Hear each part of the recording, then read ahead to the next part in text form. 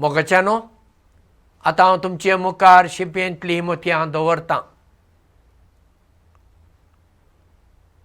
राजा जनका रामायणांतल्या सीतेचो बापूय. आनी जेन्ना तो राजवटकी चलयतालो तेन्ना विष्णूक दिसलें हो जनक राजा कितलो बरो राजा काय पळोवया म्हणून विष्णून खंय एका बामणाचें रूप घेतलें आनी तो हे भुंयेचेर आयलो आनी येवन ताणें गुन्यांव केलो. त्या गुन्यांवाक लागून ताका लोकांनी जनका फुडें राजा फुडें हाडलो. जनकान सगळें आयकून घेतलें आनी मागीर फर्माण मारून सांगलें तुवें गुन्यांव केला आनी ह्या गुन्यांवाक ख्यास्त म्हणल्यार तुवें म्हज्या राज्याच्या भायर वचूंक जाय. तुका हांव गडीपार करतां, धडीपार करतां. तेन्ना तो बामूण खालतीकायेन मान बागयता आनी म्हणटा राजा बरें आसा पूण म्हाका एक सांगात तुमचें राज्य खंय मेरेन आसा, खंय सोंपता तें म्हाका मातशें सांगात.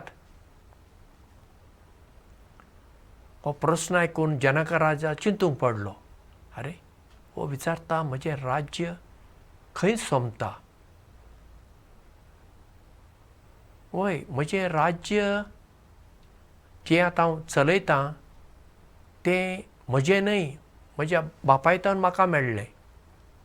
आतां तें खंय सोंपता म्हाकाय खबर ना.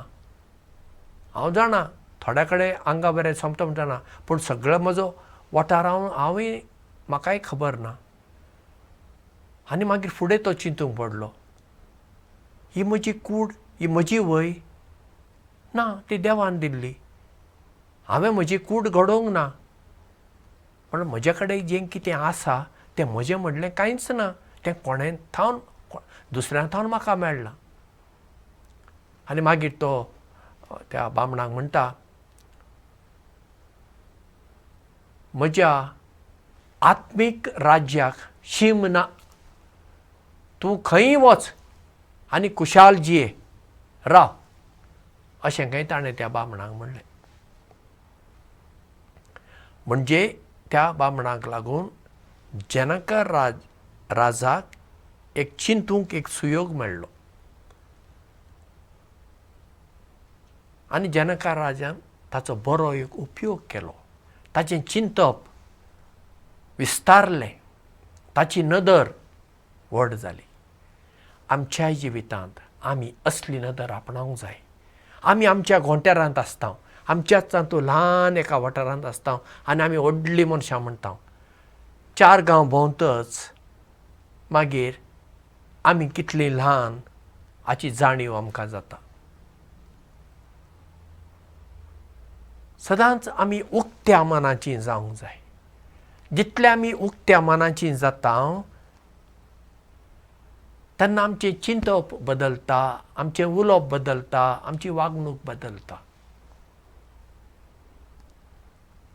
खंयच्याय मनशान 4 गांवचें उदक पियेतच खंय ताका बदूनकाय येता अशें म्हजो बापूय म्हणटालो. म्हणजे 4 गांव भोंवतच 4 गांवच्या बांयचें उदक पियेतच तूं खूब कितें वेगळो जाता. नाजाल्यार तूं सदां तुज्या घरांत तेंच बांयचें उदक पियेताय आनी तुका दिसता हीच म्हजी बांय बरी, हें उदक बरें. 4 गांव भोंव, दुसऱ्या दुसऱ्या लोकां मदें वच आनी पळय.